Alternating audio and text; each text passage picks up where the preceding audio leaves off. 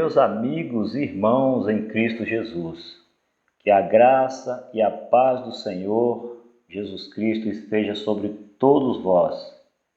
Aqui quem fala é o pastor Fernando Rodrigues, e é com muita alegria que eu me dirijo a vocês mais uma vez para lermos mais um capítulo desse livro fantástico que é Atos dos Apóstolos. O capítulo a ser lido neste dia é o de número 3. Este capítulo narra a cura de um homem coxo na porta do templo chamada Formosa e também mais um discurso do apóstolo Pedro. Aqui é registrado o primeiro milagre apostólico. Um homem portador de uma enfermidade incurável é curado publicamente para testemunho de todos. Na ocasião, os apóstolos Pedro e João subiam ao templo para a oração da hora nona, isto é, às 3 horas da tarde, em Jerusalém. Versículo de número 1. A expressão subiam ao templo dá-nos a ideia de que o templo era construído em um local alto da cidade, ou seja, o sacrifício para a oração começava ao sair de casa, já que provavelmente os apóstolos subiam a pé. No versículo de número 2, a Bíblia nos relata que era levado um homem que desde o ventre de sua mãe era coxo. Esse homem era colocado à porta do templo todos os dias para pedir esmolas. A prática de dar esmolas era uma parte importante da fé judaica. As cercanias do templo tinham se tornado uma região lucrativa para os mendigos, uma vez que os recursos dos cristãos eram comunitários. Atos capítulo 2, versículos 44 e 45. Vejam que contrastes, meus amigos. Um grande templo, uma bela porta digna de admiração e um pobre mendigo procurando continuar sua existência à base de esmolas. Tais contrastes existem pelo mundo afora e assim continuam até que alguém dotado com o poder de Deus pronuncie a palavra de Deus que faz com que os fracos fiquem moral, física e espiritualmente sadios. Então, dia após dia, aquele pobre homem era levado para o templo na esperança de que os adoradores estivessem mais inclinados à caridade do que as outras pessoas.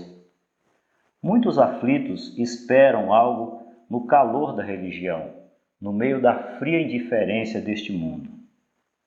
Aquele homem, então, ao ver Pedro e João que iam entrando no templo, pediu que lhes desse uma esmola. Até aí tudo normal. Esse era o seu ofício. Afinal, ele pedia para todos os que entravam e saíam do templo. Só que aqueles 2 homens não eram como os demais que ali entravam e saíam. E Pedro, juntamente com João, olhando fixamente para aquele homem, disse: "Olha para nós." Imagine agora o susto daquele mendigo. Até então, ninguém sequer havia dirigido palavras como estas para ele. Ele estava acostumado simplesmente a estender as mãos para receber esmolas. E Pedro, ao dizer para aquele homem, "Olha para nós", estava exatamente preparando ele de mente e coração, não para receber apenas mais uma esmola, mas sim para receber o maior milagre da sua vida. Imagine a cena, amigos. Os apóstolos olhando fixamente para o mendigo olhando para os apóstolos na esperança de receber alguma coisa. Com certeza as palavras de Pedro haviam despertado nele alguma expectativa, pois ninguém havia falado assim com ele antes. Os adoradores, por certo, lançavam apenas esmolas, quase sem olhar para aquele homem. e esses dois homens lhe dedicavam sua total atenção, demonstrando verdadeira preocupação com a sua miserável situação, foi aí que o apóstolo Pedro disse: não tenho prata e nem ouro. Podemos imaginar a decepção do mendigo ao ouvir que Pedro e João não tinham esmola para lhe dar. No entanto, o mendigo ainda nem tinha digerido a frase quando o apóstolo conclui: mas o que tenho, isso te dou. Em nome de Jesus Cristo, o Nazareno, levanta-te e anda. Pedro estava cumprindo uma ordem de Jesus Cristo quando disse: curai os enfermos, limpai os leprosos, ressuscitai os mortos, expulsai os demônios, de graças recebestes e de graça dai. O Evangelho de Mateus, capítulo de número 10, versículo 18, você pode conferir esta palavra que eu acabo de dizer a vocês. Então, esmola nenhuma poderia proporcionar algo melhor para aquele mendigo. Pedro tinha e oferecia para aquele homem o poder, o amor e a misericórdia de Deus. E era exatamente o que ele precisava. O apóstolo, naquele momento, estava cumprindo o mandamento do Senhor, quando havia dado poder aos discípulos e ordenado: de graças receberdes e de graça dai. Desta forma, o apóstolo tipifica a verdadeira igreja de Deus, que apesar de pobre quanto aos bens deste mundo, possui poder para gerar milagres.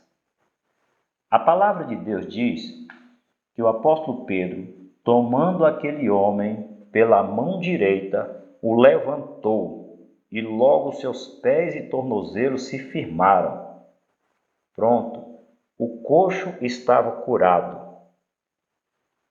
Mas eu quero destacar aqui 3 fatores que foram essenciais para a cura maravilhosa do mendigo.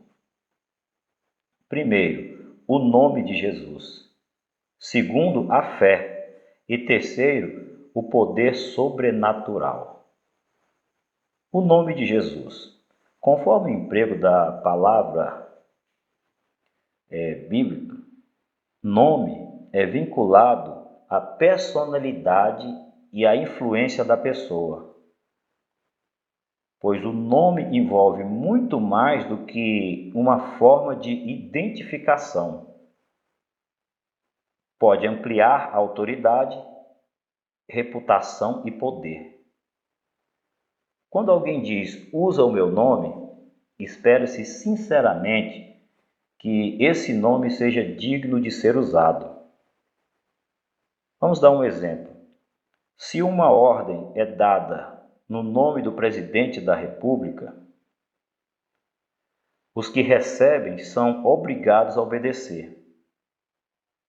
Ou o presidente ou o primeiro-ministro. Quem recebe essa ordem é obrigado a obedecer. E o nome de Jesus Cristo tem toda a autoridade, porque ele é Filho de Deus. Mateus 28, 18. Esse nome está acima de todo nome. Filipenses capítulo 2, versículos 9 a 11. Observem que toda a obra realizada pelos apóstolos era em nome de Jesus. Você pode conferir em Atos capítulo 3, versículos 6 e 16 e Atos capítulo 4, versículos 7, 10, 17 e 18. Quando Pedro levanta o coxo usando o nome de Jesus, ele estava invocando o poder e a virtude que estão contidos nesse nome, Jesus. E a cura foi realizada mediante a fé, meus amigos. Porque Pedro disse, pela fé em nome de Jesus, esse mesmo nome fortaleceu a este homem que agora vedes e reconheceis. Sim, a fé que vem por meio de Jesus deu a este saúde perfeita na presença de todos vós. Você pode conferir em Atos capítulo 3, versículo 16. E o poder sobrenatural. A cura daquele mendigo não passou por nenhum processo natural, tipo fisioterapia, um tratamento químico, entre outros. A Bíblia mostra que ele se levantou imediatamente e, saltando, pôs-se em pé. Ora, considerando que estamos falando de um coxo de nascença, podemos afirmar com certeza que isso foi sobrenatural. Após esse milagre realizado, Pedro e João, então, continuaram seu caminho para o templo em direção ao culto, tendo agora um acompanhante feliz que em pulos glorificava e exaltava o nome de Jesus. Este milagre trouxe duas coisas importantes para o culto: a exaltação ao nome do Senhor e publicidade para os pregadores daquela tarde. Quem não gostaria de ouvir a mensagem de um pregador que, na porta da igreja, operara um milagre tão grande? E a prova do milagre estava ali, no meio deles, diante de seus olhos. Nos versículos 9 e 10, diz que todo o povo o viu andar e louvar a Deus, e conheciam-no, pois era ele que se assentava à porta do templo a pedir esmola. Então, todos aqueles homens ficaram cheios de pasmos e assombro pelo que lhe acontecera. Foi nesse momento que o apóstolo Pedro inicia o seu discurso. A palavra diz que, estando aquela multidão atônita e olhando para os apóstolos, Pedro então explica que quem havia curado aquele homem tinha sido Jesus. O apóstolo, ao perceber que aquela multidão estava olhando para eles de uma forma não muito comum, ele imediatamente trata de direcionar a glória a quem lhe é devida. Então Pedro diz: varões israelitas, por que vos maravilhais disso, ou por que olhais tanto para nós, como se por nossa própria virtude ou santidade fizéssemos andar este homem? O Deus de Abraão, de Isaque e de Jacó, o Deus de vossos pais, glorificou o seu Filho Jesus, a quem vós entregastes e perante a face de Pilatos negastes, tendo ele determinado que fosse solto, mas vós negastes o santo e o justo, e pediste que se vos desse um homem homicida, e mataste o príncipe da vida, ao qual Deus o ressuscitou dos mortos, do qual nós somos testemunhas. A conferir, versículo 12 a 15. Observe como Pedro fazia questão de mostrar para aqueles homens que o Cristo que eles haviam crucificado era o Filho de Deus.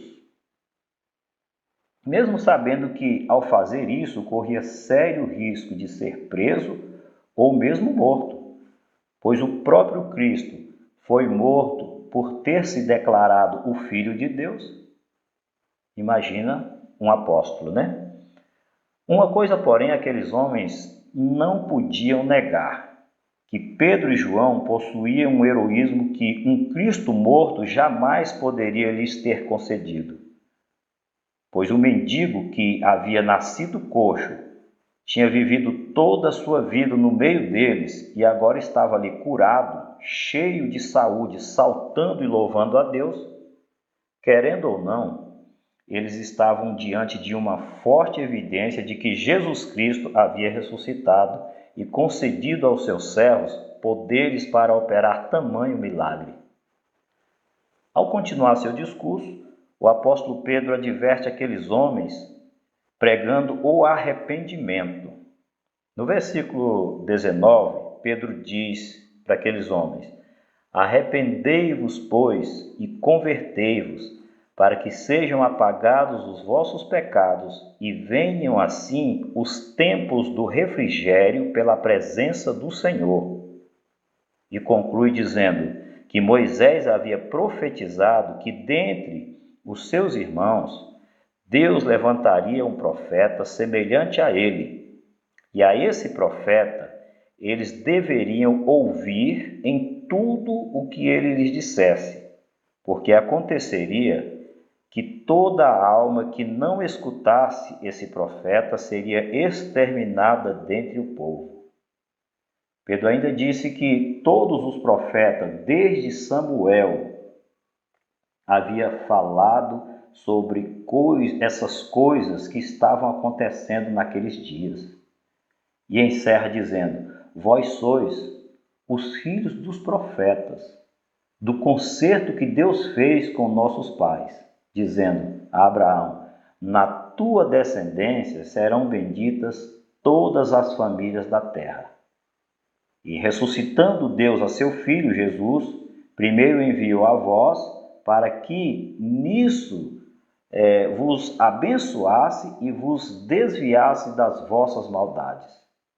Assim Pedro encerra a sua primeira parte desse discurso, conscientizando aqueles homens de que Jesus Cristo havia realizado o milagre e que aquele homem estava curado por causa do nome de Jesus Cristo.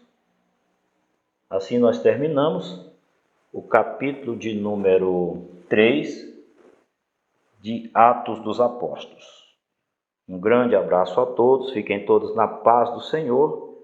Se Deus quiser, estaremos juntos na próxima leitura diária. Um grande abraço a todos.